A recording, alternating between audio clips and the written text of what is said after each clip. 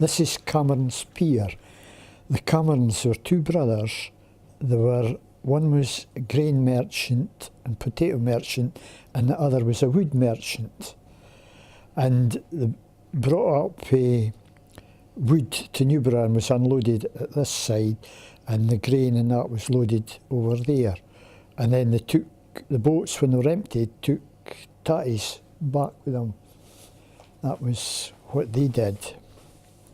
This is a fisherman at the Back Brae, and this is John Wilson's father when he was a young lad, and he ended up piloting boats on the Tay and out of Montrose and these places down to London.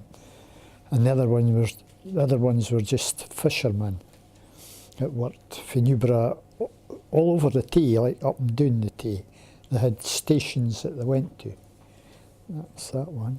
Yeah, this is some of the fishing yawls that was based in Newburgh, but there's none now, but there's up to 40 at one time on the Tay, and they went fishing for sprats and eels and that, and illegal salmon, some of them, but that was what they did.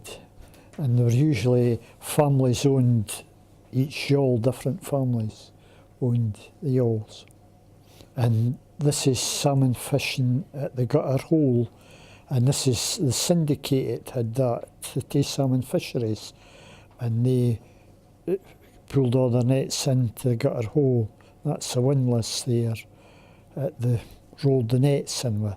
And that's the fisherman. And the laddies is doing to see what they catch. And what would the laddies do? They just watched them killing the fish and putting them in the boxes. And if there were any flounders come in with them, they usually got them and took them home and ate them. Yeah. And this is a photograph you took yourself? Yeah. This is the last of the fishing yawls in Newburgh. That's, they're down at the Pow, just down at the river there. And they went fishing for spurlins, mostly spurlins, or sparlins, some of them call them. Wee fish, rather tasty. And they'd catch them and they took them down to Dundee and they sold them down there. But they were graded before they went. They put them through a riddle for sizes. And the wee ones they kept to sell, and the big ones was dumped overboard. And some of the farmers got them for fertiliser and ploughed them in. I can mind of them doing that at Park Hill. The Aikens used to go fishing, and when they had a lot of big ones, they used to load them onto the carts and bring them up to Park Hill and plough them in. That's what that was. And that's us.